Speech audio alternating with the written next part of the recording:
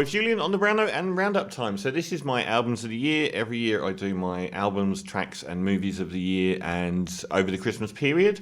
And I mentioned at the top, this has been the worst year for art this century. Certainly the worst year for albums, tracks and movies. Normally I'm culling really good albums to fit in to my 2-hour radio show. This year it's been a case of tracks, movies and albums trying to fill it out.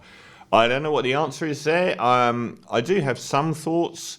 I think in the art appreciation is really bad at the moment. We focus, journalists almost solely focus on the story of the person making it, or to be impolite, how far that person is away from being a white Anglo-Saxon straight male. And we've seen once esteemed publications like Pitchfork, the music magazine, probably the music magazine of the century up until about 2 or 3 years ago, even when it was going downhill. Solid focus on giving good reviews to female solo acts, non-binary people, trans people, and basically non-white people. So they're the corrective measures in place for journalists to appreciate music by people that were shut out of the system was completely valid 5 years ago. But it has become solely that. So we're appreciating a lot of mediocre stuff now. And you can see the Pitchfork album list this year was their weakest in their history. And it's almost like, will this do at number one? Like virtually nothing in there was any good. And I also think it was just a very weak year for music and movies. I think that every publication has got a wildly different list, denoting that there wasn't really any consensusly brilliant music out there. Certainly a lot. I mean, I love every one of the albums I've got in my top 30, but they wouldn't stack up against previous years. So it's not just the fact that, go woke or go broke. It's not just the fact that they solely focus on anyone they can that isn't a straight white male making music, which of course excludes a lot of the good stuff. There's something else gone on, because even my year's list, I don't exclude that music, and it's still probably the weakest list. But anyway, I race through from 30 to 20. I open with Remy Wolf's debut, Juno, which is really good. Clinic, a long-time Liverpool band at 29 with Fantasy Island. The second album from the wonderful punk, straight punk, as in not post-punk or weird, Amel and the Sniffers, Comfort to Me, the second from that Melbourne band at 28. The greatest current producer in hip-hop who does album-length projects, The Alchemist, teamed up with Armand Hammer at 27. He made it in my list last year with Freddie Gibbs, I believe. Lingua Ignota, Sinner Get Ready at 26. Sierra Ferrell, a straight, weird country album, long time coming, her debut. Sam Shepard's Floating Points project, teaming up with both jazz legend Pharoah Sanders and the London Symphony Orchestra with Promises at 24. Lana Del Rey, the better of the two albums from her this year, Chemtrails Over the Country Club at 23. Brilliant debut from Squid, the UK very much experimental post-punk band, and Bright Green Field and Deaf Heaven, not exactly going pop as everyone said, as much as going Morrissey at 21. So I raced through those so I can, well, not on YouTube, you can't hear any of the music, but play the fuller versions of tracks. This is from one of the electronic albums of the year that was the most interesting, the Chinese-born Yu Su, who resides in Vancouver, Canada. Her album Yellow River Blue kicks off the top 20, and Melaleuca, which is Yellow River Blue, kicking off the top 20 albums of the great year. Number 19, I believe, the West Side Gun affiliated Mac Homie, who's one of the stranger and more enticing figures in rap music. In a year that was very up and down for rap music, there were some really good ones in the end, but for a while there wasn't anything at all. So from Pray for Haiti at number 19 in my albums of the year, Possible Swearing, No Blood, No Sweat. I guess one of the good things is I get to play the full tracks because I raced through that 30 to 20 so quickly that for once I'm not going to be in the usual show. If you've never seen it, is me playing the 10 best albums of the year over the course of 1.5 minutes at the end of the show. But I think I'm all right for time this time. 18, The Golden Casket from Modest Mouse, one of the great alt-rock bands of all time. I put them above possibly the Pixies and Nirvana for me. Hadn't done much in the last decade. Their last album was pretty dire, but this is their best album since probably 2007. The Golden Casket, ignored by all because they're a straight white male band playing guitars, but I thought it was a fantastic record. And We Are In Between. Oh, I always thought this was We Are In Between, but it's We Are Between at number 18. In their end of year list, but a brilliant album from Modest Mouse at 18. At 17, I think there were 4 major Brit post-punk art house spiky weirdo bands that released great albums over the last 12 months. Working Men's Club and Squid was in my list. Working Men's Club was probably September last year.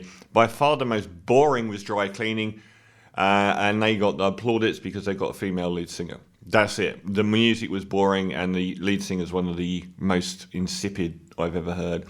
Best of the bunch was Black Midi, their second album, and Cavalcade, and oh my god, Chondro Malaysia Patella, and the Black Midi album at number 17.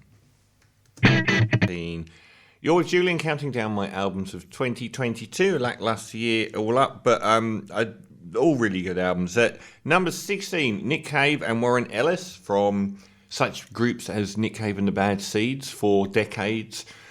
They pair off and do a lot of quite highly acclaimed soundtrack work, but they actually released a surprise album which moved away from Nick Cave's incredible run of very, very moving and intensely emotional elegiac albums of recent times, especially since the death of his son, to return to at least half more rocky fare. So at number 16, Nick Cave and Warren Ellis's Carnage and Old Time.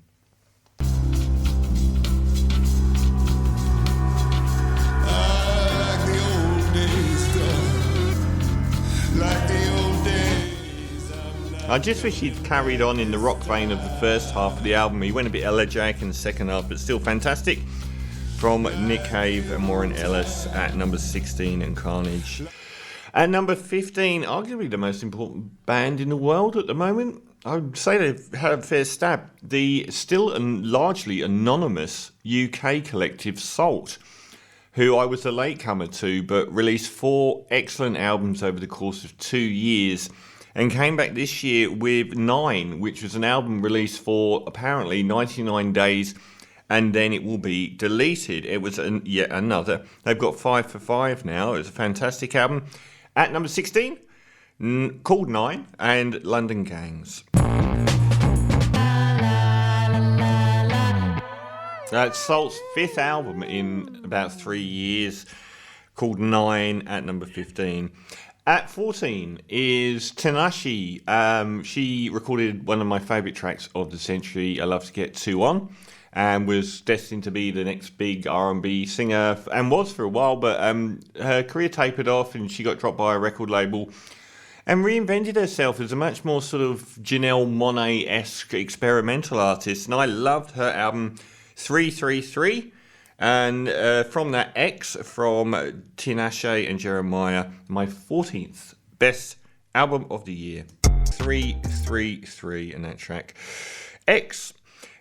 You're with Julian on the round out, counting down my albums of a lackluster 2022. Did I say 2022 before? I did. I remember things, but after an hour after I've done them. At number 13, there's this weird thing, sort of post-burial thing, of anonymous artists that's really catching on at the moment. I don't know I think that says something. I think that says something about certain kinds of people coming forward, because I've got at least 3 in the list that are all relatively new acts, are anonymous. And one of the most interesting was Paranormal.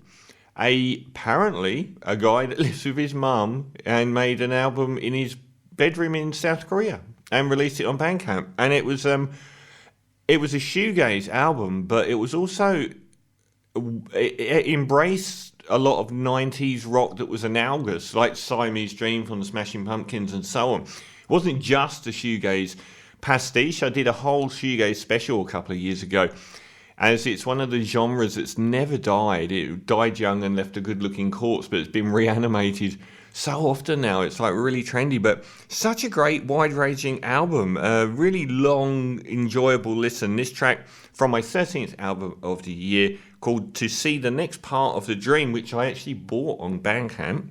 Bandcamp's becoming a terrific place to find not just to find music, but to obtain music as well. And this track, Chicken. Zero budget bedroom production with no professional involvement from anyone. It's an amazingly deep record. It's music that isn't without detail. It's a really good album. In Paranormal from South Korea, who he is, we don't know. He's in his mum's basement, apparently. To See the Next Part of the Dream at 13. And number 12, an album that occupies virtually the same space as a phenomenal second album by Sydney's Julia Jacklin called, I think, Cruising, last year, which was, for me, one of the albums of the year and missed off all of the end-of-year lists because perhaps it came out in January and people forgot about it. Indigo Spark, debut album from a Sydney singer-songwriter that sounds completely formed on her debut. She's got a very rounded style of almost lingua ignota, but on a folk level. She's got a really very strong mood to her tracks. It's a very sort of dreamy, lost feeling album, and everything sort of fits into the whole. Perfectly realised debut called Echo at number 12, and this track, Colourblind. Love Can Break Your Heart, or A Heart, is it that way around? A Balearic house tune that is just as good today as it was then, and one of the most imaginative cover versions ever. A three-piece from southeast of England, Sarah Cracknell, Dream Girl, Bob Stanley and Pete Wiggs. They never really tapered off. They just carried on going and got slower. But they're still making really good albums. Home Counties from 2017 was a magnificent album. But I've been trying to tell you from this year was a very different kettle of fish. Home Counties was probably their most straight live instrumentation band record. This time around in lockdown, they, for some reason, decided to make a chill-out record out of samples from the late 90s and early 2000s, and I loved it. As wallpaper, it was incredibly beautiful. At number 11, I've Been Trying to Tell You from St. Etienne. And this track, Music Again. Sounds fantastic all the way through. At number 20, Yusu's debut, Yellow River Blue. You're with Julian, counting down my top 30 albums of the year. Movies probably next week and tracks the week after, as I do every year. At 19, Mac Homie, Pray for Haiti. Modest Mouse, Return to Form. Golden Casket at 18. Black Midi, Cavalcade at 17. Half the Bad Seeds at least. Nick Cave and Warren Ellis, Carnage at 16. Salt 9 at 15. And Tinashe's 333 at 14. South Korean Wonder Kid, whoever he is, Paranormal at 13. To See the Next Part of the Dream, Indigo Spark, Sydney singer-songwriters debut album Echo at 12, and Nat Saint Etienne, I think about their 8th or 10th album, I've Been Trying to Tell You. So we're in the top 10 albums of the year. I think I've probably had Ice Age, the Danish punk kids who arrived on the scene with a fierce sound about 10 years ago. I think I've had all 5 of their albums in my albums of the year. I've certainly featured them all on my show, and they were at the breaking point of Abrasive from probably their first 4 albums. This time around, Seek Shelter remarkably reimagined them as a sort of post-Rolling Stones. In fact, not just post-Rolling Stones band, but almost like Primal Scream doing the Rolling Stones around the mid-90s. And they had, some of the tracks had elements of Manchester in it. A really unexpected twist to their bow. From Seek Shelter, my 10th, we're in the top 10. Album of the year, Love Kills Slowly. Kicking off the top 10, a wonderful album, Seek Shelter from the Danish band Ice Age. At number 9, we were just speaking about how being anonymous is quite a thing at the moment. Recent addition, Pink Panthers, her debut. Well, not so much a debut. It's not really a full album. It's more of a mixtape of 2-minute tracks that run a gamut all the way through UK electronic music, from drum and bass to jungle to two-step and garage, and is one of my favourites of the year. At number 9, called To Hell With It, and this track, I Must Apologise, who goes by the name of Pink Panthers, and we don't know what her real name is.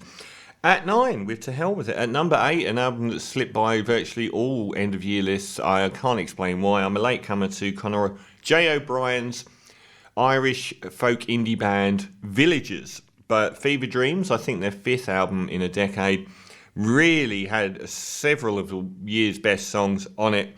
And it's my 8th best album of the year, and this track, The First Day. Weirdly, she turned up in the Venom movie. God, that film stunk to heaven. But anyway, she's come back with If Grey Area was this incredibly tightly wound album, a brilliant album.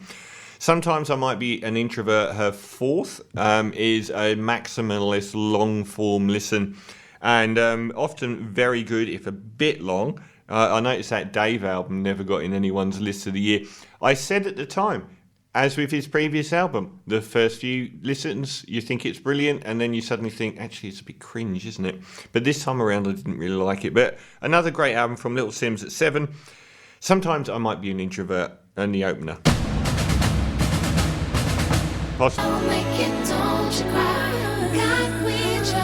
One of my favourite websites is Metacritic. For a start, it wipes the floor with Rotten Tomatoes as far as scoring films goes, because it actually does the average score rather than how many people have raved about it or hated it.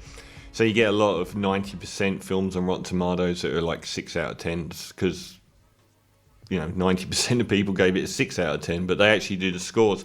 But at the end of the year, they do roundups of all of the publications. So they're another aggregate site, and they do roundups of all the end of year lists. And that 7th on my list, Sometimes I Might Be an Introvert by Little Sims, is far away the number 1 best reviewed album of the year.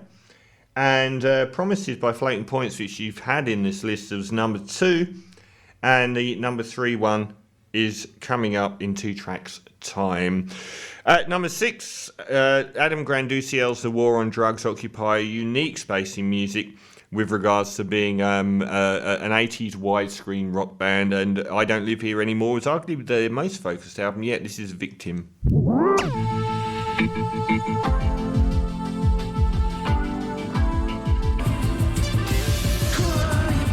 I try and not use tracks on my album list that are going to feature my tracks of the year, but I think a couple of these are going to. That was equal joint highlight from The War on Drugs, I Don't Live Here Anymore at number 6. At number 5, Tyler Gregory Akonma from California, founder of the Wolfgang Project that used to feature Frank Ocean, and enfant terrible of rap music with some very abrasive, dark rap music that pulled R&B, was one of the forces alongside the likes of The Weeknd, with pulling black American music into much darker, abrasive, weirder places about 10 years ago. His last few albums have just been fantastic, and arguably, well, possibly the best one yet was Call Me If You Get Lost, and that was I mentioned the Metacritic list of Little Sims at number 1, the most widely praised album in the end of year lists, and Floating Points Promises, which I had in my list, but this one was the number 3 one, which I mentioned. Possible Swearing, this is Lumberjack from my 5th best album of the year, Call Me If You Get Lost. Troop, Godspeed You Black Emperor are titans of post-rock that made some of the most amazing instrumental albums I've ever heard around the turn of the 2000s, and came back after a long hiatus with some really good records, but a fading, tapering off a few years back.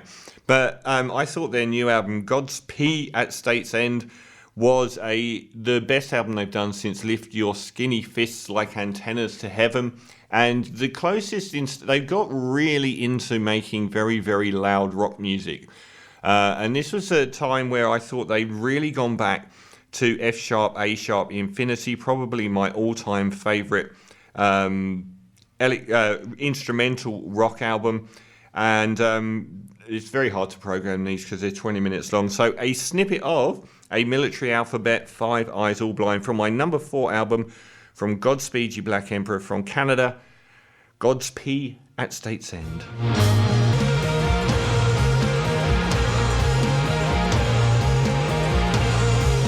I think the difference between that Godspeed album and the last probably 3 since their rebirth, if there were 3, is that the other ones were really asking you to come on a punishing journey and make an effort, whereas this one was all about rewarding with some very anthemic skyscraping Godspeed, which is what I wanted personally.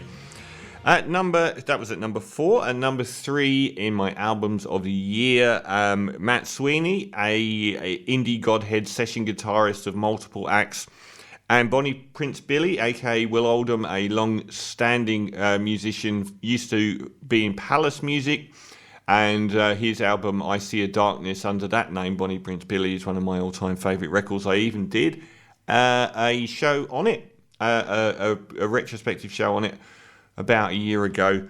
Their follow-up to their 10-year-old album, I think called Superwolves, was a songwriting highlight, the best singer-songwriting album of the year, called Superwolves at number 3, and this track, Good to My Girls.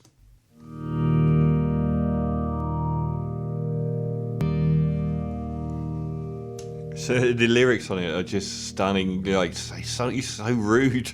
Yeah, it also, like, there's more meaning to the rudeness that he occasionally throws out. Matt Sweeney and Bonnie Prince Billy, a magnificent singer-songwriter album. Superwolves, guitarist Matt Sweeney winding around Bonnie Prince Billy's year best lyrics for me at number 3. At number 2, well, there's always this thing with films where a lot of the films I see in this year came out last year, and what to include and what to not include. This album did come out last year, but it came out so close to Christmas, I don't think it counts for me. I didn't hear it until the new year. It was a few days before Christmas. So, well, since they've come back, I mean, the original member, Darren Seltman, must be a bit annoyed because he hung around for 15 years waiting for the Avalanches to follow up their immortal Since I Left You album. And since then, Wildflower in 2016, and this one, I think their best album, We Will Always Love You, with Robbie Chatter and now Tony de Blazy from Australia. And the title track, which when it drops its chorus is just magnificent. My second favourite album of the year, even though it was slightly last year.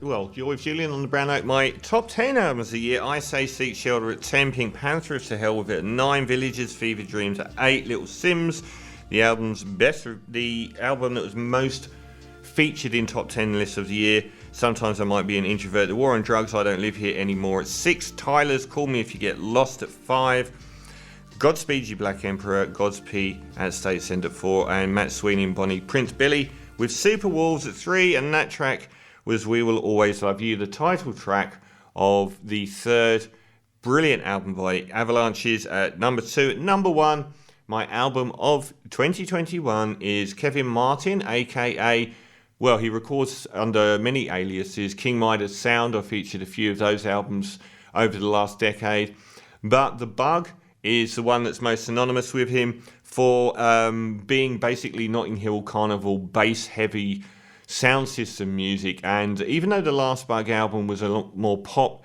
it's his 2007 album London Zoo, which was a brutal bass heavy album and one of the best of the century. I did a feature on that album too. He came back this year with Fire, and it was as heavy, or if even heavier than London Zoo, a magnificent album. My album of the year, and this track may contain swearing, Pressure, featuring longtime collaborator Flowdan, and my album of the year, The Bug and Fire.